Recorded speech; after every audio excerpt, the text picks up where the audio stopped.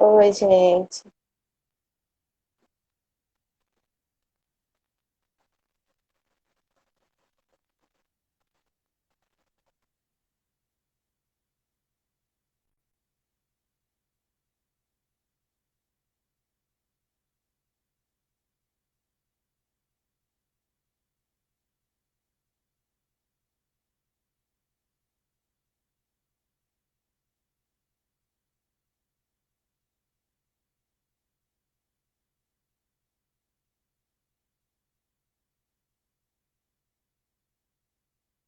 Boa noite, pessoal. Boa noite a todos. Eu também estou numa expectativa. Oi, Bruna. É isso aí. Eu acho que hoje vai ser muito bom. Daqui a pouco a gente vai chegar lá. Ele só está abrindo aqui.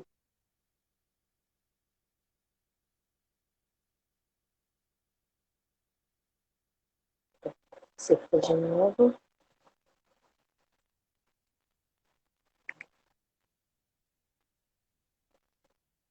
Abri.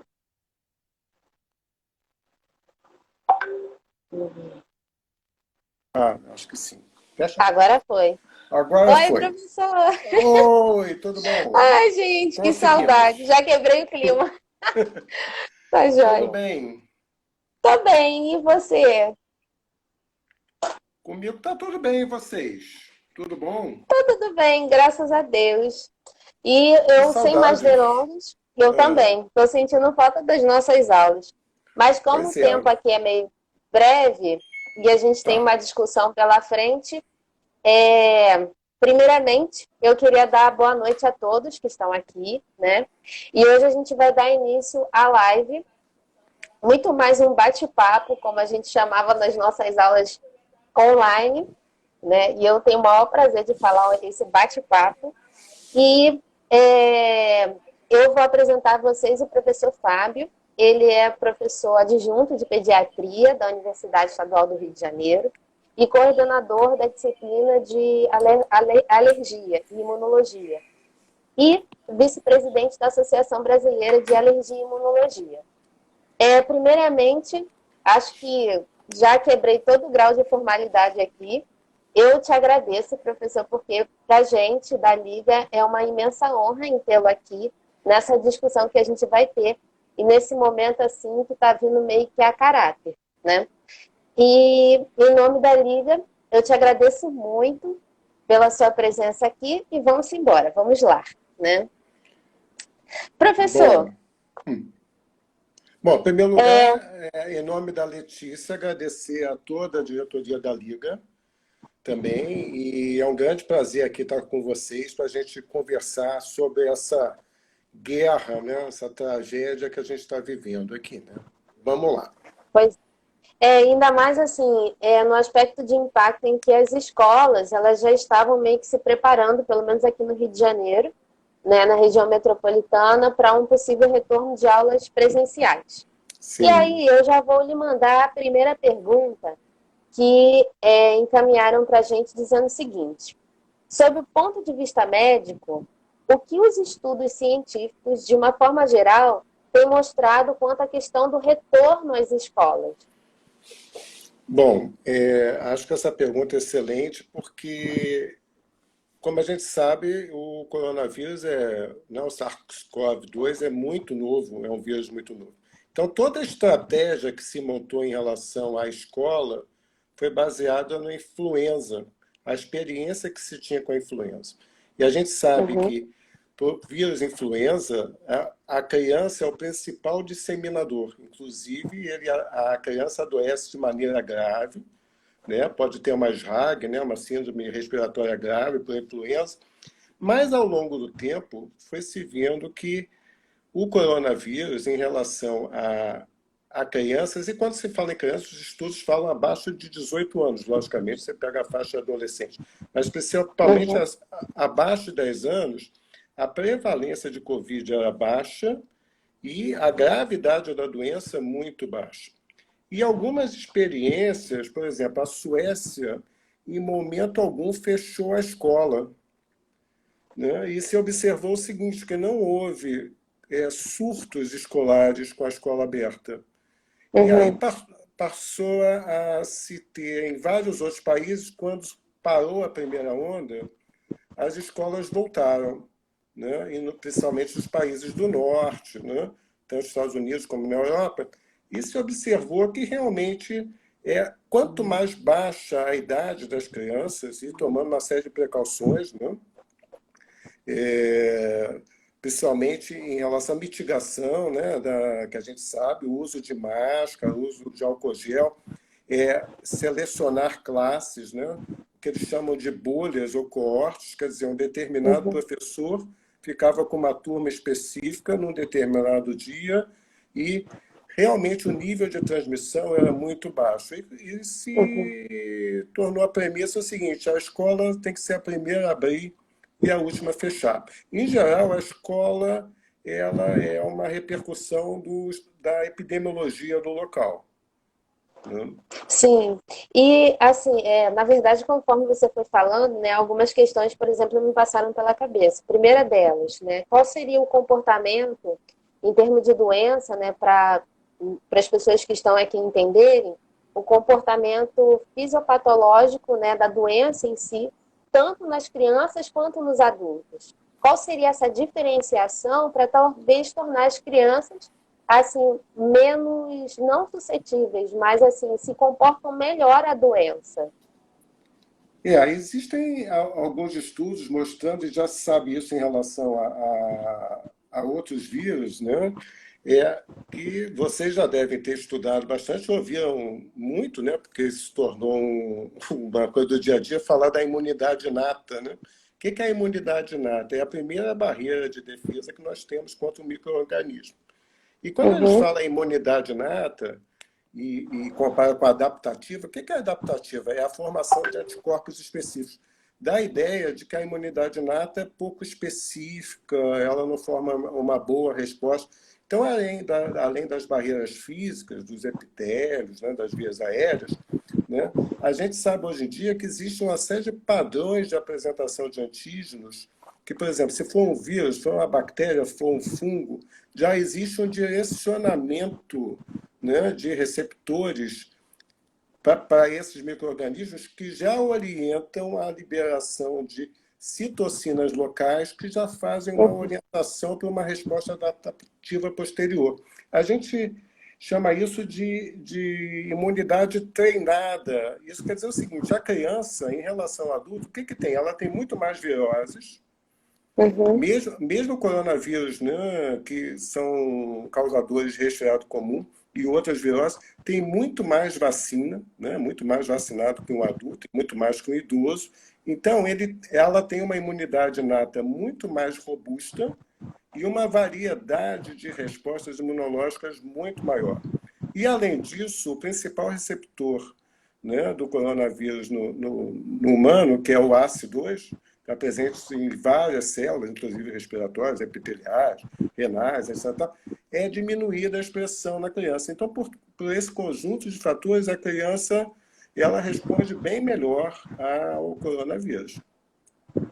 E o que é um ponto positivo, que contribui pelo menos para a discussão que você deu inicialmente. Eu estava vendo também ontem que a Suécia foi um dos países que não aderiram ao isolamento em comparação aos outros países, né? Então, assim, ter essa resposta entre esses alunos já é um significado e uma motivação de que ela seria o último local a ser fechado, ao contrário de bares, enfim, né? E uma outra pergunta que eu já deixei, que eu ia te fazer, é o seguinte: é que é possível, né? Como seria, como essas crianças, numa conjuntura geral, né? Seja para alunos e professores, né? Tendo em vista a preocupação também dos professores na questão do contágio, como eles se adequariam a essa nova realidade? Porque essa realidade ela tende a se perdurar por um bom tempo, né? E como é que seria isso tudo?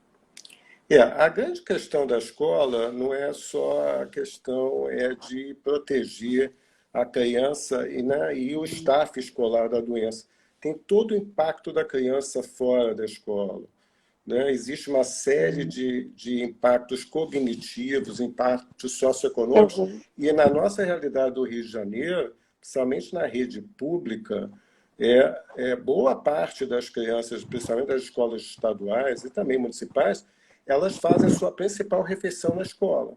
Então, Sim, gera, além de todas essas questões, uma insegurança alimentar muito grande, aumento da violência doméstica, uma série de fatores, e fora o déficit de aprendizado, a perda de um ano de escola tem um impacto muito grande, e está se observando também que, em entrevistas, alguns estudos, mostrando assim, que um quarto dos alunos das classes mais elevadas pretendem não voltar à escola, é uma evasão escolar importante. Então, a gente, pelo que a gente está vendo, a gente não vai sair disso muito, e do jeito que está sendo encarado pelas autoridades, os exemplos que a gente sim. está vendo, a gente não sai disso tão cedo. Então, não há dúvida alguma que, assim, existe quase uma concordância que as escolas têm que reabrir ou se manter abertas. Só que existe o seguinte, o Brasil, né, está vivendo cenários diferentes. No Sul, por exemplo, está catastrófico. Uhum. Nesse momento específico, você questiona, como a gente falou, a escola é um reflexo do momento epidemiológico do lugar.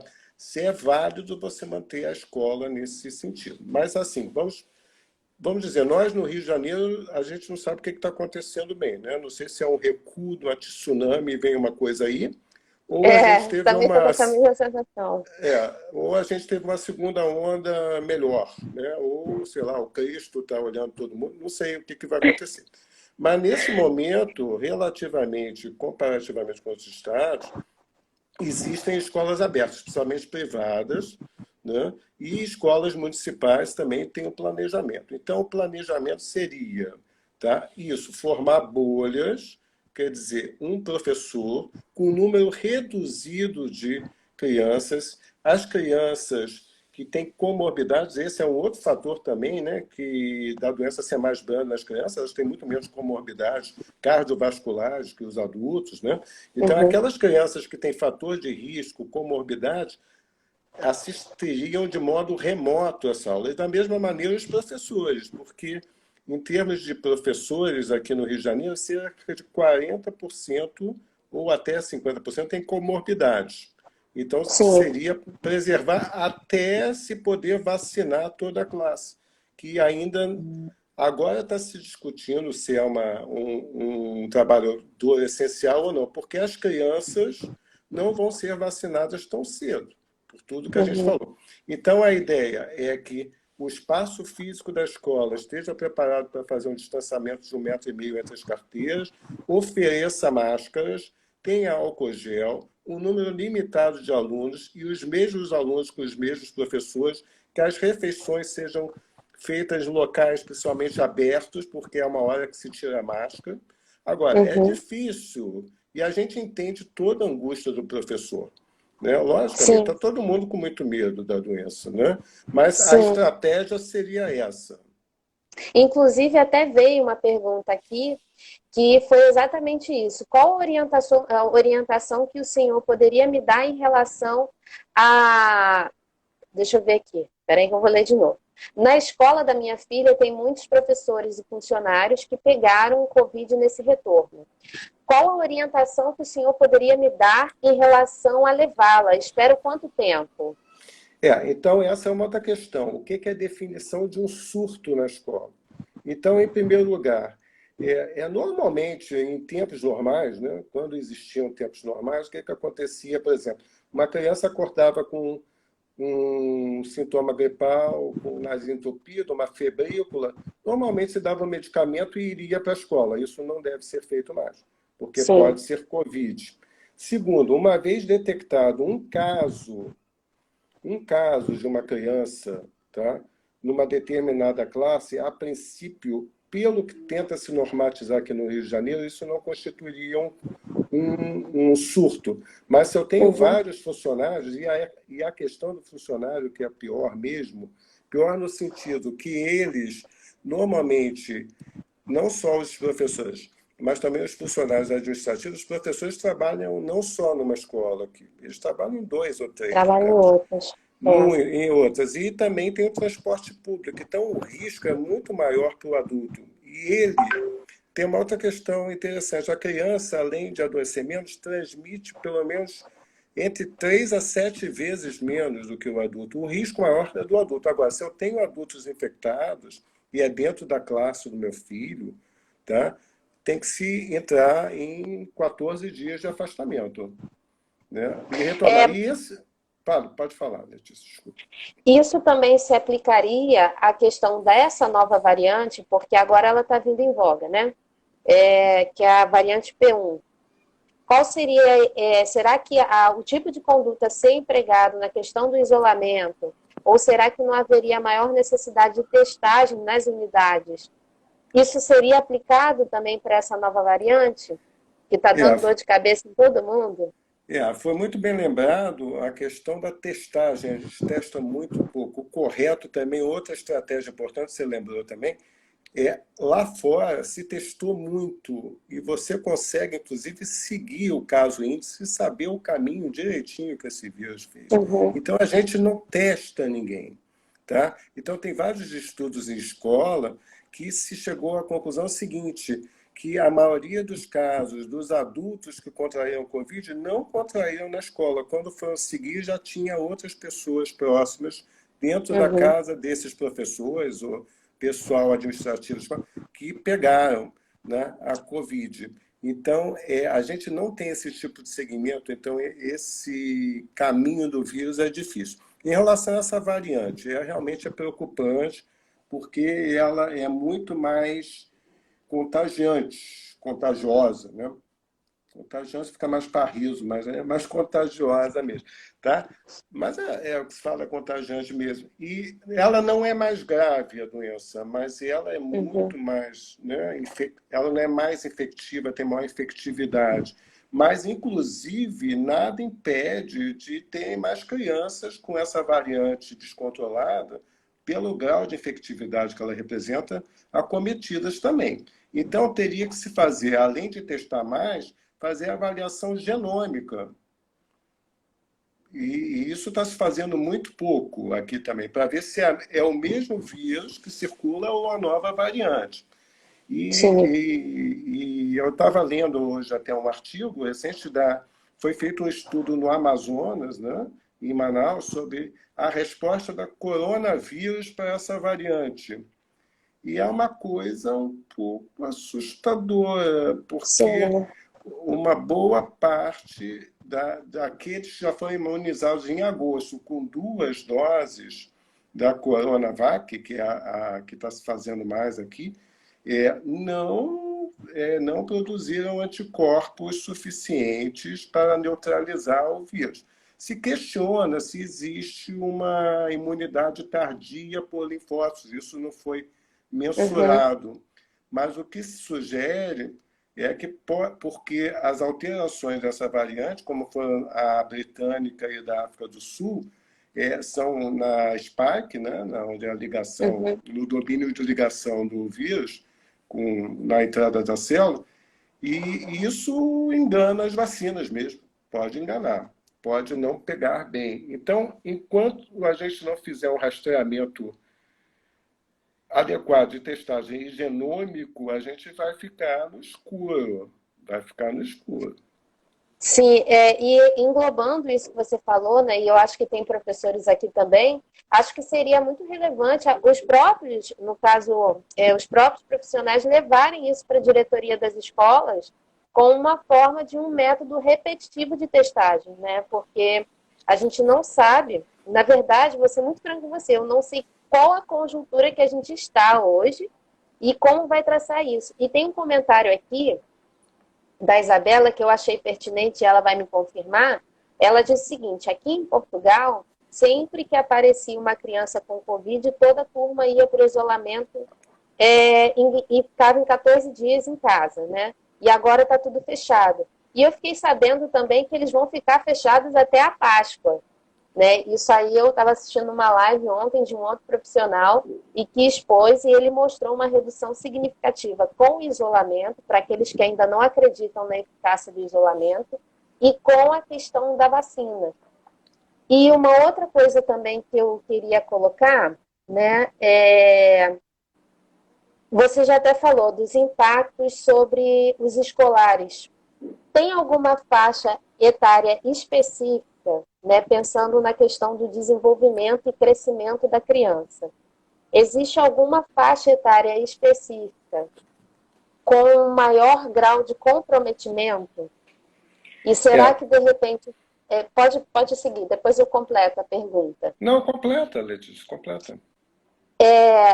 Essa faixa etária específica mais acometida, e será que, de repente, trabalhar sobre esse grupo mais acometido seria uma forma, talvez, de é, atenuar o problema? Porque, ainda mais numa instituição pública, nas instituições públicas.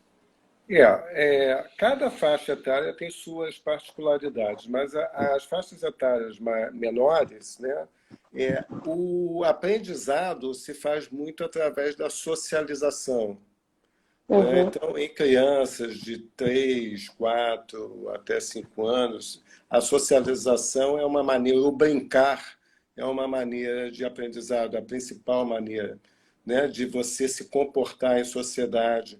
Além disso, logicamente, no contexto que a gente está, a escola também serve para aprendizado em saúde. Então, por exemplo, nas faixas etárias maiores, as crianças que a gente chama já. Esses são os pré-escolares abaixo de 5 anos, mas a mais velha, 7, 8 anos, normalmente são agentes de saúde que levam para dentro de casa, que muitas vezes a gente sabe que os adultos têm problema, né, de entender que tem que botar máscara, apesar de tudo que a gente está uhum, vivendo. Então, eles servem como agentes. Agora, existe um comprometimento, existem estudos muito interessantes, eu posso enviar para você e depois distribuir, né? uhum, Analisando o impacto específico do isolamento sobre matérias específicas, sobre uhum. matemática, sobre português. É uma coisa muito interessante de se ver, mas muito triste de ver o que está acontecendo. Mas então talvez as crianças menores, por essa questão de mais do que o aprendizado de uma matéria, a questão de aprender a ser gente, vamos dizer assim, dentro da escola, pode impactar de uma maneira muito negativa para os anos à frente de escola. E em qualquer. E a gente falando novamente na nossa realidade, né? É. Além da questão da insegurança alimentar, muitas vezes a escola é o lugar de segurança daquelas crianças e tem toda a questão dos pais que têm que trabalhar fora. Muitas crianças estão ficando sozinhas, né? Porque os Sim. pais têm que trabalhar, ou pais que perderam o emprego, que a gente já sabe que está muito complicado porque não tinham como deixar a criança. Então, realmente, é muito complicado em qualquer faixa etária, mas talvez as faixas etárias menores, né, sejam mais prejudicadas porque você tem um impacto maior, né, na aquisição, né, de habilidades, etc. E tal. E pensando, você falou na questão da fala, né? Tem algumas escalas que eu também ainda estou em processo de aprendizado, porque eu ainda estou em pediatria. Nós Mas uma também, das eu coisas. também. A gente nunca Eu para de aprender. sei. E assim, pensando, por exemplo, na questão da fala, né, nos pré-escolares, né, que já começam para a creche, aí depois vão para a escolinha e estão no desenvolvimento da fala. Uma das coisas que eu vi essa semana foi em questão do uso da máscara, é, e a gente está aqui para esclarecer, né, em relação à questão do uso da máscara que poderia atrapalhar de alguma forma o desenvolvimento e a interação social, no caso, pelas crianças, né, em relação ao uso da máscara. O que você poderia falar sobre isso? Existe uma faixa etária específica para usar a máscara? Ou então a questão do próprio uso do face shield, né? E talvez as pessoas aqui não saibam essa distinção de tempo, né? Do que eu vou usar o quê. De um modo geral, crianças abaixo de 2 anos não devem, tá? Não devem usar máscara. Isso é quase unânime, né? E, sim, e entre 2 e 5 anos, né, depende muito da criança. Mas uma coisa que se fala, inclusive, nos trabalhos, né, científicos, que a criança ela usa a máscara como grande facilidade, tá? É muito menos resistente a usar máscara a partir de uma determinada idade, né, do que Adultos, por que você não usa em crianças menores? Porque pode acumular saliva, pode haver engasgos, secreções, etc. Mas a criança mais velha, a partir de 2 anos e meio, 3 anos, poderia usar máscara. E é visto, de modo geral, que isso é feito muito tranquilamente. Agora, sem dúvida alguma, essa questão da fonética, do aprendizado, não há dúvida, tudo isso fica muito comprometido. E, ao mesmo tempo, você fazer uma educação virtual numa idade dessa, porque, por exemplo, nós vamos falar até do exemplo da universidade, né? Na própria UERJ, nós falávamos em educação à distância, tá? Mas, na realidade, para você ter um ensino remoto, isso se parte da questão. Você tem que ter, primeiro, uma rede estável e um computador, tá? Então, e na própria universidade a gente viu a dificuldade, né, Sim. dos alunos, né, que muitos não tinham esse acesso. Então, você imagina isso na rede pública de educação, né? Então, isso traz um impacto muito grande na educação e uma disparidade, né, muito grande, que aumenta mais, né, essa desigualdade do ensino privado e público. Então, tem um contexto social, político, muito que vai muito além, né, da questão individual da criança, que já é um impacto importante. Então, é uma coisa muito grave. Então, tentando minimizar esse impacto, a ideia seria essa: se existe epidemiologicamente condições, naquele momento, de manter a escola aberta e seguindo todas essas condições dentro do possível, e a gente sabe Sim. que muitas escolas não houve nenhum plano de preparo por conta dos governantes municipais estaduais para capacitar as escolas para receberem as crianças. Tem isso também, faltou planejamento em todos os níveis, né? É. Mas o ideal é que se possa manter, porque é E um... você também pegando uma faixa etária pequena, é natural as crianças quererem interagir. E aí, como é que assim, o professor se prepara para tudo isso? ele vai se Até o preparar. professor vai querer interagir, meu Deus, é difícil. É muito difícil mesmo você sabe, mas assim, por sorte, como a gente falou, a transmissão de criança para criança é muito pequena. E uma coisa Sim, interessante que se teme bastante, é que eu vou lembrando das coisas que a gente vai lendo.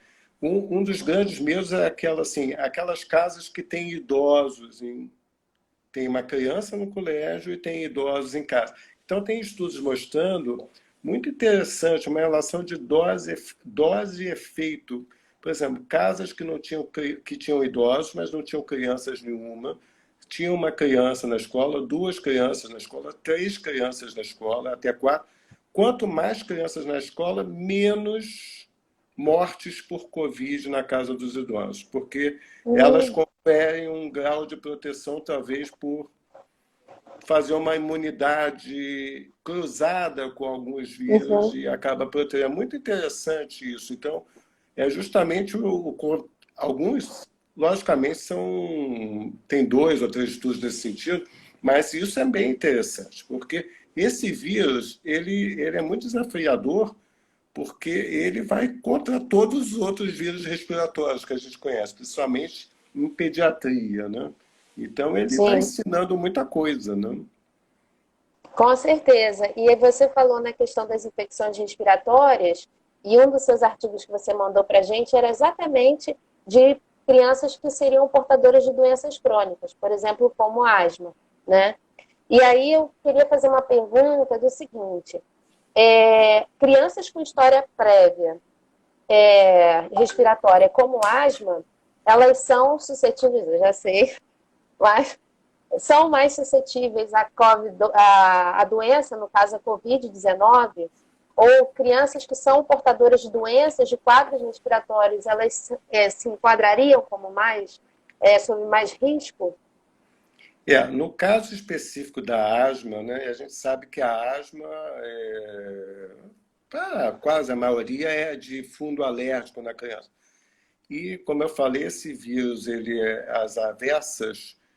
Então, o paciente alérgico não precisa ser só asmático, mas tiver uma rinite alérgica, com testes alérgicos positivos para ácaros, o que está se vendo, isso não é só em criança, em adultos também, Uhum. foram muito pouco afetados.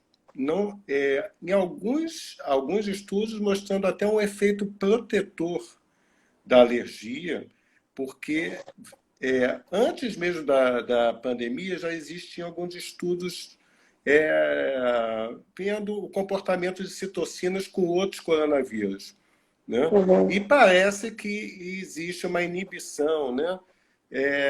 E estudando também o receptor, o ACE2, né? Então, algumas citocinas que são muito proeminentes no processo alérgico inibem a expressão do ACE2, que é a porta de Sim. entrada do vírus. Além de tudo, se eu tenho asma ou rinite e estou usando uma medicação de maneira regular, um corticoide inalatório ou tópico nasal, ele também diminui, né, a expressão do ACE2, porque diminui a expressão do interferon, que muitas vezes a doença, como a gente falou, depende muito da resposta inata, né? E se eu tenho uma resposta inata muito exagerada, eu acabo levando uma síndrome inflamatória e posteriormente a tempestade de citocinas.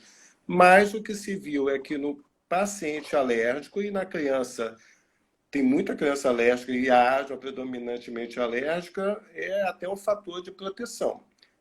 E só para o Agora, pessoal entender, professor, desculpa te interromper, o que, que seria esse receptor AC2, né? Para as pessoas entenderem a questão da aplicação do corticoide. a gente viu aqui, os vírus têm diferentes receptores para entrar nas células, né? Então, por exemplo, o rinovírus é diferente do vírus essencial respiratório, e se viu que o coronavírus ele faz a entrada, né, através desse receptor que está presente em várias células, né, do organismo, principalmente nas células do sistema respiratório, né? Uhum. E está presente na parede endotelial de vasos, rim, coração, né? E, como a gente falou, tem algumas coisas que aumentam e diminuem a Sim, expressão, né? Quer dizer, na realidade, são receptores dos inibidores da ACE, né?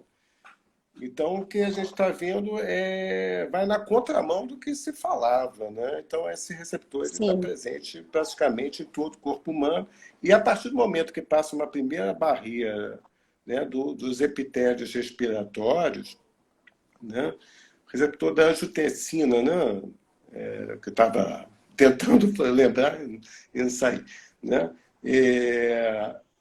E a partir do momento que passar essa primeira barreira dos epitélios, se eu não Sim. tiver a imunidade inata não barrar isso, e eu começo a estimular a série de células inflamatórias, monócitos, macrófagos, que vão liberar uma série de citocinas e vão começar a ter uma lesão endotelial muito grande, vários fatores tromboembólicos, e vai causar esse problema.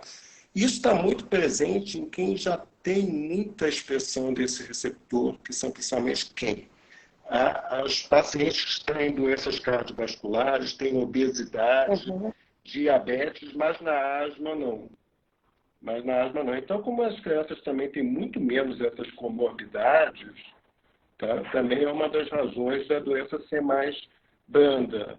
Agora, depende também Sim, do quadro, no caso específico, a gente está falando de uma doença respiratória alérgica, né? Mas tem doenças sim, respiratórias mais graves, com comprometimento pulmonar, fibrose cística, por exemplo, né? Que você já tem uma diminuição de parênquica e pneumonia de repetição, e tal. E a gente está falando da questão da alergia, que tem uma prevalência muito elevada na infância. Né? sim. E eu acho que na infância seria a doença mais prevalente, né? E a doença crônica mais prevalente, né? Pode chegar a 20%, 25%, e a rinite até 30%. Né? E também é muito Sim. prevalente na vida adulta também. Né? Sim, e uma das coisas que eu aprendi na sua aula, né, que fez uma grande diferença, é que todo asmático, ele se torna, todo paciente que tem rinite alérgica, ele já teve um quadro, uma história de asma, né, quando criança. E muita gente não sabe, né? A gente às vezes reconhece bronquite, e isso é uma coisa um pouquinho diferente, né? E, assim, dentro de uma perspectiva... Pode falar, professor. Não, não, pode falar. E eu acho que dentro de uma perspectiva, né, a gente falou sobre os impactos iniciais de formação, né, tanto no desenvolvimento e no crescimento. E pelo menos essas últimas 24 horas foram um pouco tensas, né, justamente por conta dessa disseminação. Em termos de política pública, hoje, né, o que seria necessário dentro das escolas, se caso... Eu acho que a primeira pergunta que a gente pode fazer é o seguinte: hoje, nessas prerrogativas aqui na cidade metropolitana, é possível a volta das aulas dentro dessa perspectiva e em tudo que está acontecendo no país? É recomendável essa volta? Olha, existe um comitê para retorno, né? É um comitê com vários, né, especialistas, não só médicos, mas também de educação, né? E esse comitê chegou à conclusão que é possível voltar às aulas nesse momento. Sim. Agora, existe naturalmente, e se entende perfeitamente, uma resistência muito grande dos profissionais de saúde de ir para a escola, porque, como a gente já disse, boa parte... assim, a faixa etária acima de 60 anos representa muito pouco dos professores, estava vendo isso, 5 a 7%, mas a comorbidade é elevada. Então, se você preservar esse grupo para o ensino remoto, né, aquilo que a gente falar, fazer o que a gente chama um pacote, né, de ações, né, porque que compreende o distanciamento social, o álcool gel, ao professor com a sua turma, as refeições em um ambiente arejado, testagem, coisa que a gente não faz, né? O segmento dos casos que apareçam. Assim que aparecer mais de um caso na escola, uma determinada turma, suspender a aula, é possível sim retornar, porque o cenário que a gente está, no momento, não tem solução. Não tem solução. A gente está pagando por aí, sem uma solução. Então, acho que tem que ter... A própria sociedade tem que tomar algumas atitudes, porque se a gente for esperar as autoridades, está difícil. Então, existem grupos bem organizados, principalmente na Secretaria Municipal. Na Secretaria Estadual, a gente vivia um da saúde pública absurda, com desmantelamento do sistema de saúde da família. Isso, sem dúvida, foi responsável, né, por um grande número de óbitos no nosso estado. Eu me lembro que você ficou chocada quando a gente estava conversando em outra ocasião, mostrando aqui que o índice de fatalidade no Rio de Janeiro, quer dizer, para os casos que são diagnosticados e morrem, é porque se testa pouco, é 3 vezes maior do que o resto do Brasil. Isso é muito desmantelamento da rede pública, né, pelo governo, pelo menos da prefeitura anterior, né? E a própria medicina, a clínica de medicina da família, ela é importantíssima, porque ela é a porta de entrada, né? Então, ali, por exemplo, poderia ser um local para realizar a testagem e retestagem, né? E, assim, integrar, até mesmo com as outras redes. Não, sem dúvida. É a questão da educação da saúde, né? Porque isso é fundamental aí, a atenção primária. Então, houve uma desmobilização enorme e aconteceu isso, né? Agora, a gente está vendo em outros, embora tenha sido dado o exemplo de Portugal, né? A gente vê alguns outros países que estão com isso é uma grande discussão em toda a Europa, né? Então, por exemplo, na Alemanha, que já fechou, a Suécia, que nunca fechou, né? Mas a Suécia também, ela, em comparação com os outros países da região, Noruega, Dinamarca, ela teve um índice de mortalidade e de fato muito maior, inúmeras vezes maior, mas não foi por conta das escolas. Os estudos mostram que as escolas não foram, porque pelo menos eles rastreavam e testavam. Seguindo os casos, viram que não eram as crianças que transmitiam, mas talvez os adultos na sua ida para a escola, etc. Assim, o fato de deixar as escolas abertas, né, eles fizeram até um cálculo de quantas crianças poderiam, assim, ter Covid por conta da escola aberta. E eles calcularam os 500 casos em 450 mil crianças. Então, se você for fazer a conta, é zero, alguma coisa por cento. É pouco. É muito pouco. Sim. Muito pouco. Uhum. Sim, e assim, e o impacto que a doença traz, né, e aí está aí a relevância das escolas ficarem abertas, é muito grande, porque a gente já está sofrendo os impactos econômicos, né, tendo visto o aumento do desemprego, que é uma coisa que até assistindo uma aula a professora reiterou muito sobre isso, e a questão da desnutrição, também associada à questão do encarecimento dos alimentos. E, assim, a renda não vai ser suficiente, né? Então, a gente tem um aumento de gás, o próprio aumento da conta de luz, que vai entrar no orçamento das famílias. E o que vai aumentar ainda mais a necessidade da escola para suprir essas demandas, né? Agora, isso precisa ser muito bem organizado. E, infelizmente, eu, particularmente, não estou vendo isso, né? E... assim, é um desafio muito grande. Eu estou vendo aqui, falando aqui nas perguntas, né, o Daniel, né, falando da questão da vacina. Né? Essa questão da vacina, né, eu acho que é muito importante. Agora, é interessante que em diversos países, isso é muito variado, na maioria dos países os professores não entraram como grupos prioritários. Mas isso, por exemplo, nos próprios Estados Unidos, alguns estados colocaram como prioridade, alguns outros não. Tá? Mas, de um modo geral, não foram colocados como grupo de risco baseado nesses estudos todos. Mas eu entendo perfeitamente que, a partir do momento que você é vacinado,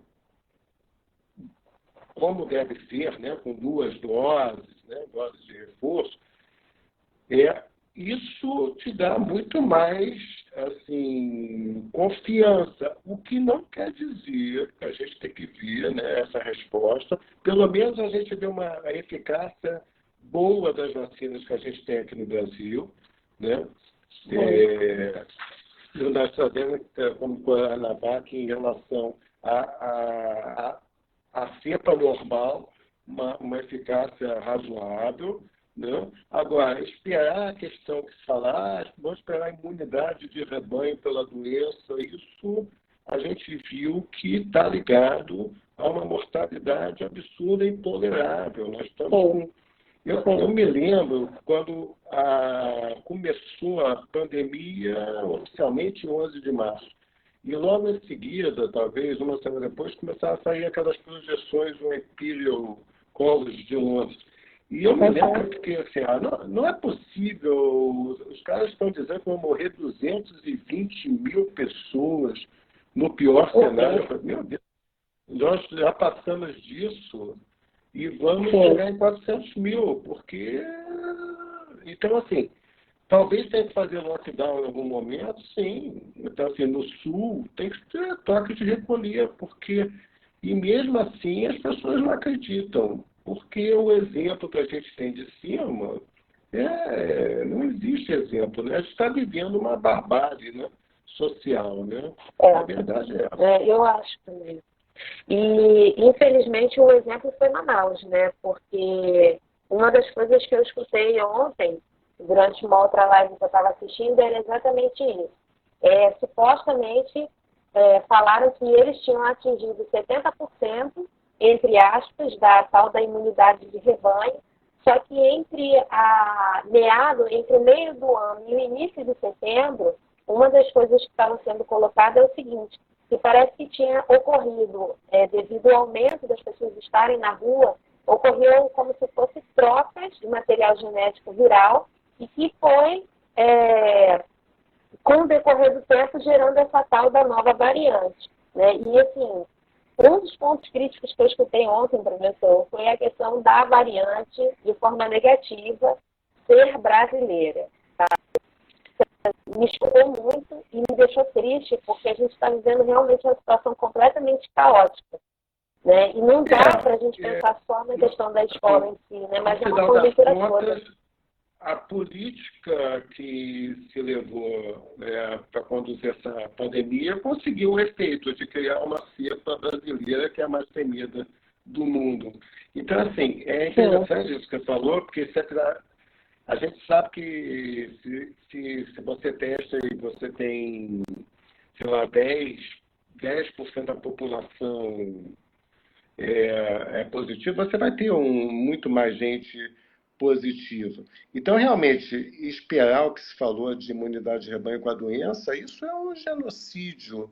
E aí o que era de se esperar, né? Porque o vírus, isso é um outro chavão, mas o vírus precisa da gente para viver. A partir do momento que ele começa a encontrar muita gente, vamos dizer, já imunizada até naturalmente, ele começa a mudar para poder sobreviver. Então, assim, vamos ter várias mutações. Então, esse vírus veio para ficar, a gente sabe disso, né? E assim como a influenza, as vacinas vão ter que se adaptar às cepas, as vacinas vão ter que ser duplas, triplas, quádruplas, né? Com essas mudanças, essas mutações, seja ela de vírus inativado, seja o RNA que pega só o spike, né? Tem que pegar outras proteínas do vírus, ou então pegar essas spikes mutantes, né? Essas proteínas S mutantes, porque esse vírus veio para ficar, né? E a gente já viu que educar determinadas pessoas assim, realmente é desalentador. E a gente está vivendo uma coisa, as pessoas não têm dimensão que daqui a 500 anos, 1000 anos, vão se falar de 2020, 2021, 2022. O que a gente está vivendo geração que está na escola já entrou para a história, né, da humanidade, o que a gente está vivendo. A última vez que isso aconteceu foi há 100 anos, e as pessoas não se deram conta. E está muito difícil mesmo, está muito difícil. Muito, muito difícil. Assim, até mesmo para fazer essa live e pensar um pouquinho, porque a gente tem que também sentar e parar para estudar, para a gente poder discutir, né? Foi muito difícil. E nesse tempo final, professor, eu acho muito importante, a gente fez a abordagem da escola, e assim, eu senti um certo otimismo, porque essas crianças, no caso, elas não vão sofrer, entre aspas, do ponto de vista da doença em si, tantos impactos, mas outras repercussões, principalmente na questão do desenvolvimento, né? Então, uma das perguntas que foi colocada aqui, que eu ia até já... Mas tudo bem. Foi o seguinte, foi do Daniel. Qual a sua perspectiva para o desenvolvimento dessas vacinas? E eu iria mais além. Duas perguntinhas. A Pfizer, em relação à questão da luz da Pfizer, e parece que mostrou, segundo algumas coisas que eu estava lendo, mostrou um bom resultado em relação à variante P1. Há essa perspectiva em relação também, na questão do desenvolvimento que o Daniel colocou aqui, da Coronavac e da AstraZeneca, em relação a essa nova variante? Bom, em relação à Pfizer, assim, os estudos, principalmente lá fora, né, falando da variante britânica, e até, antes até da variante, se falava muito da questão de que não era muito eficaz para determinada faixa etária, não era boa para os idosos, não tinha uma resposta adequada. A própria Alemanha não queria vacinar essa faixa, né, etária, mas já voltou atrás, que novos resultados têm mostrando. Agora, eu, particularmente em relação às vacinas, eu estou muito otimista, porque o que a gente viu de desenvolvimento de vacina foi uma vitória da ciência nunca vista antes. Então, principalmente porque algumas dessas plataformas já estavam praticamente todas por conta do SARS-CoV-1, do MERS, etc. E se investiu muito dinheiro. Então, a gente vê o seguinte, que a ciência com o dinheiro faz milagres. Então, eu acho que eu não vejo dúvida, assim, não tenho dúvidas que vão ser desenvolvidas novas vacinas. E em relação ao coronavírus, eu posso até mandar para você, Letícia, depois você passar para o pessoal, né? Esse artigo é muito interessante da variante em Manaus, que diz o seguinte, que a resposta para a cepa brasileira, em termos do que eu falei lá para trás, né? O número de anticorpos é 6 ou 7 vezes inferior à cepa, vamos dizer, normal. Tá? E também mostrando o seguinte, que a vacinação para coronavírus na cepa normal, muitos que foram vacinados com 2 doses já em agosto, que fizeram parte do primeiro trial, já não tinham níveis eficazes, entre aspas, de anticorpos, 5, 6 meses depois, sugerindo que vai ter que ter vacinação todo ano e talvez com 2 ou 3 reforços. Com certeza. Tá? Agora, isso não quer dizer, como a gente já falou anteriormente, que não possa ter, tá? Não possa ter uma resposta celular de memória, porque isso não está sendo muito mensurado. Então, isso pode garantir uma imunidade.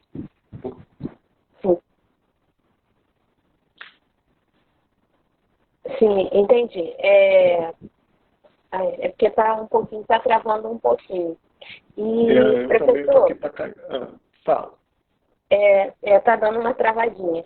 A gente só tem mais 5 minutinhos e depois vai cair eu acho que cai o negócio do Instagram.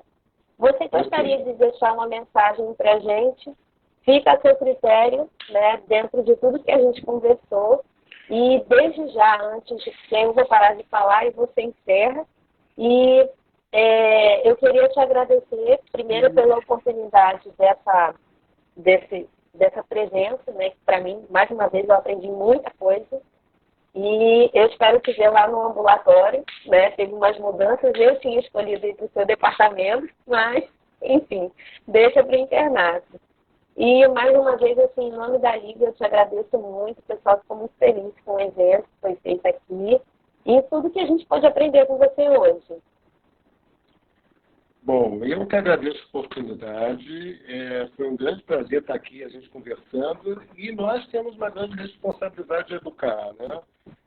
Enfrentar o negacionismo. Temos que achar uma solução para sair dessa, mas como? Distanciamento social, usando máscara, álcool gel. E, assim, em termos das escolas, como a gente já falou, não existe uma previsão para acabar. Então, eu acho que a gente vai ter que voltar, vai ter que sair em relação às escolas. Mas nós temos que fazer a nossa parte, nós temos que educar, levar para nossas casas, para os nossos pacientes, para a nossa comunidade, e vamos à luta. Não vamos deixar nos abater por isso que a gente está vivendo aí. Tá? E com certeza. Eu me coloco à disposição sempre que vocês quiserem, né? E se quiserem, né? Eu estou à disposição para estar aqui de novo com vocês. Com certeza. Para mim foi uma honra ter a sua presença. E bola para frente e vamos encarar essa luta aí. Eu acho que em diversos campos, independente de qualquer coisa, adquirindo mais conhecimento e propagando informação verdadeira, que é o mais importante, porque tudo que você falou foi baseado não só na sua experiência clínica, que já é enorme, mas assim, em conteúdo científico. Eu acho que é o que a sociedade precisa, realmente. Sem dúvida, isso mesmo. Perfeito.